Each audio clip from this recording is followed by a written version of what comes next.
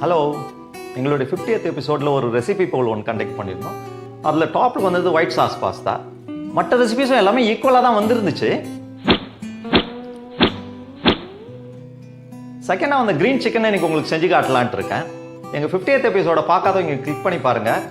இது வரைக்கும் எங்கள் சேனலில் சப்ஸ்கிரைப் பண்ணாங்க மறக்காமல் சப்ஸ்கிரைப் பண்ணுங்க. பக்கத்தில் இருக்கிற பெல் ஐக்கானை கிளிக் பண்ணுங்க. அப்போ தான் எங்களுடைய ஃபியூச்சர் வீடியோ உங்களால் பார்க்க முடியும். இந்த ரெசிபி உங்களுக்கு பிடிச்சிருந்தா லைக் கொடுங்க. செய்ய போலாமா?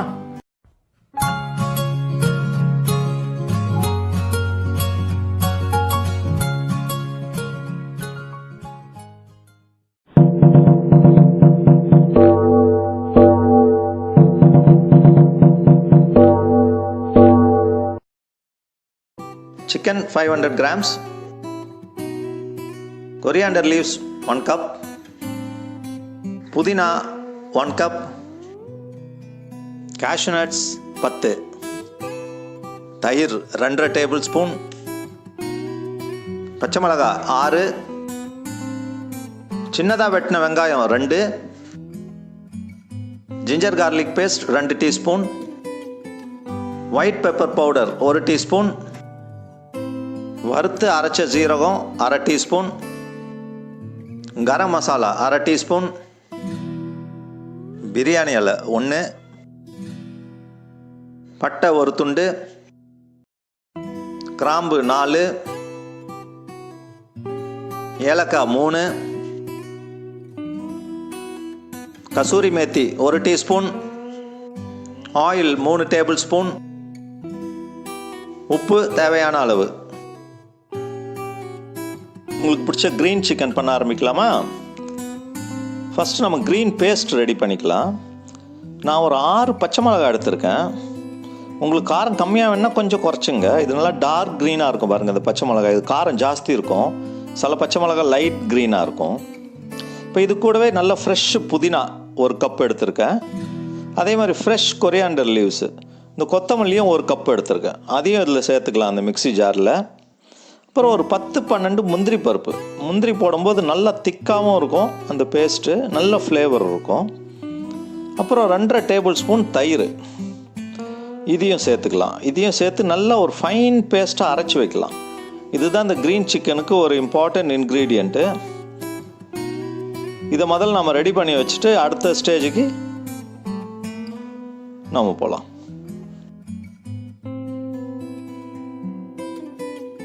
இப்போ குக்கிங் ஆரம்பிக்கிறதுக்கு ஒரு பேனை ரெடி பண்ணிக்கலாம்.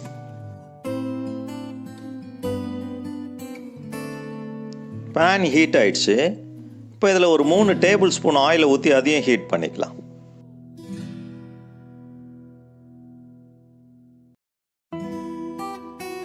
ஆயில் ரெடி ஆயிடுச்சு.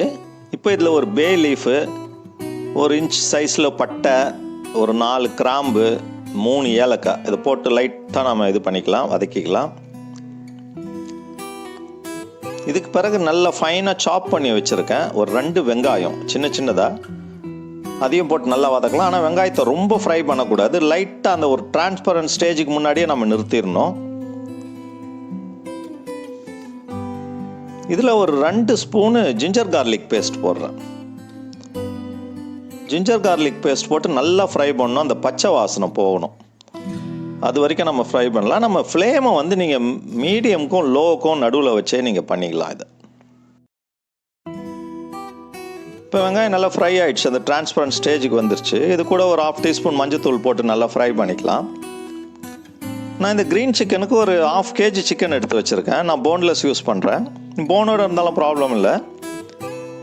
அதே மாதிரி சைஸ் எந்த சைஸ்னாலும் கட் பண்ணிங்க. இதையும் அந்த வெங்காயத்தோடு போட்டு நல்லா ஃப்ரை பண்ணிக்கலாம். உங்களுக்கே தெரியும் சிக்கன் ஃப்ரை பண்ணும்போது தண்ணி விடும். அது அந்த தண்ணியெல்லாம் நல்லா ட்ரை ஆகிற வரைக்கும் நம்ம ஃப்ரை பண்ணணும். ஒரு 5 to 8 minutes ஃப்ரை பண்ணால் போதும். இப்போ இது கூடவே 2 டீஸ்பூன் சால்ட் சேர்த்துக்கிறேன். இப்போவே சேர்த்துக்கிட்டால் தான் சிக்கனோட சேர்ந்து வரும் நல்லா. அது இந்த ஸ்டேஜ்லேயே நான் 1 டீஸ்பூன் ஒயிட் பெப்பரும் போட்டு நான் நல்லா மிக்ஸ் பண்ணிக்க போகிறேன். நீங்கள் பிளாக் பெப்பர் கூட ஆட் பண்ணிக்கலாம். இதை நல்லா ஃப்ரை பண்ணிக்கிட்டே இருக்கணும். அந்த சிக்கன் வந்து உங்களுக்கே தெரியும் கலர் சேஞ்ச் ஆகும், அப்படியே ஒயிட் கலர் ஆகும். அந்த ஸ்டேஜ் வரைக்கும் நம்ம ஃப்ரை பண்ணிக்கிட்டு இருக்கணும். இப்போ பெப்பரையும் போட்டுட்டேன், நல்லா ஃப்ரை பண்ணிடலாம். தண்ணி நல்லா ட்ரை ஆகிடுச்சு. இப்போ இன்னொரு 5 மினிட்ஸ் நம்ம மூடியை போட்டு சிம்மில் வச்சு குக் பண்ணிக்கலாம். இப்போ ஓப்பன் பண்ணி பார்த்துடலாம்.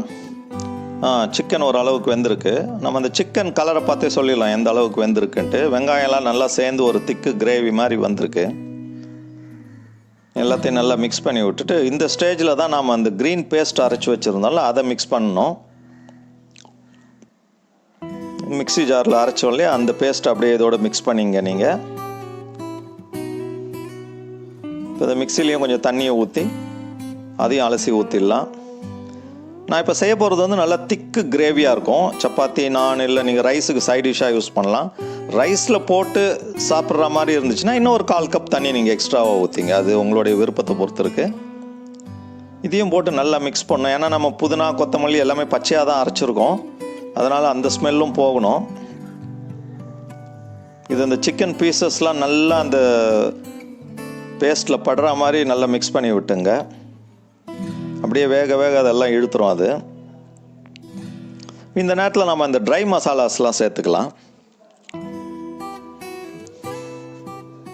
இந்த கேஷ்நட் போட்டோன்னே நல்லா திக்காக இருக்குது பாருங்கள்.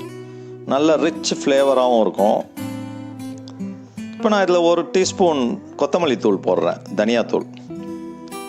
அப்புறம் ஒரு 1/2 டீஸ்பூன் ஜீரகத்தூள். இந்த ஜீரகத்தை வந்து நான் ரோஸ்ட் பண்ணி வறுத்து அரைச்சி வச்சுருக்கேன். அதையும் போட்டு நல்லா மிக்ஸ் பண்ணிக்கலாம். இதில் நான் மிளகாத்தூளே போட போகிறதில்ல. ஏன்னா நம்ம ஆல்ரெடி பச்சை மிளகா சேர்த்துருக்கோம். நல்லா காரமாக இருக்கும் அது.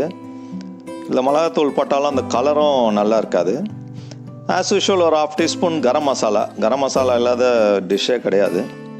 இப்போ இந்த கிரேவிக்கு ஏற்றபடி நம்ம உப்பை சேர்த்துக்கலாம். எவ்வளோ கிரேவியோ அதுக்கேற்றபடி உங்கள் டேஸ்ட்டுக்கு ஏற்றபடி நீங்கள் சால்ட் ஆட் பண்ணிங்க. அதையும் போட்டு நல்லா மிக்ஸ் பண்ணி ஃப்ரை பண்ணிக்கிட்டே இருக்கணும் கொஞ்ச நேரம். ஃப்ளேமை மீடியமில் வச்சுங்க. மசாலாவோட சிக்கன் வேகிறதுக்கு இன்னொரு 10 மினிட்ஸ் மூடி போட்டு வேக வச்சிடலாம். இப்போ ஓப்பன் பண்ணி பார்த்துடலாமா? 10 மினிட்ஸ் ஆயிடுச்சு.